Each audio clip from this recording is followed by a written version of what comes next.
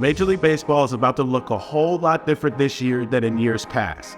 There are quite a few rule changes coming into play in the 2023 season, and if you're a baseball fan, you might be familiar with some of them. But I realize I also got to help out the casual fan who's wondering, what the hell's going on? I don't want you to get lost in the conversation with your baseball friends.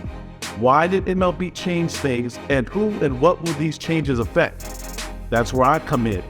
If you're new to my content, I'm X. I'm a former MLB player turned analyst and broadcaster, and I've taken it upon myself to help bridge baseball's generational gap. Baseball's played way too slow for the average sports fan.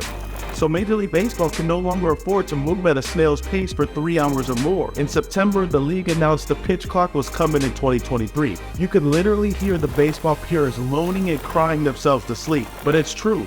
Similar to NBA shot clock, there will be a 15-second timer between pitches with no one on base and a 20-second timer with runners on base. The penalties are simple. An automatic ball if a pitcher doesn't throw a pitch in time, and an automatic strike if the hitter isn't ready. This will speed up the pace of play, as hitters will have to get ready to hit quicker, and pitchers can't be taking forever before they deliver. They will mostly affect guys like Giovanni Gallegos, Aroldis Chapman, and Kenley Jansen, who each will have to cut around 5 seconds off their normal time it takes for them to throw a pitch. There is no doubt baseball was at its best when stealing bases was actually the cool thing to do. Guys like Ricky Henderson, Vince Coleman, Tim Raines, Lou Brock, and so many others brought a different level of excitement to the game because of their ability to swipe bats. Athleticism and intensity was on display nightly because you know they were going to try to steal, and the anticipation kept you on the edge of your seat. That's what MLB will attempt to bring back with the pickoff limit rule. For the first time, pitchers won't be allowed to throw over to a base as often as they want. Instead, they'll be limited to 2 disengagements, which are pickoff attempts or step-offs. If a pitcher disengages a third time for a pickoff attempt, the runner advances 1 base if the attempt fails. There's ultimately 2 reasons for this rule implementation: to speed up the game and to increase stolen base attempts. But the bigger picture here is if the stolen base success rate rises, front offices might be encouraged to add more value to fast players and elite base stealing. Also, keep your eye on pitchers like Robbie Ray, Blake Snell, and Dylan Cease, who are 3 of the worst when it comes to holding runners.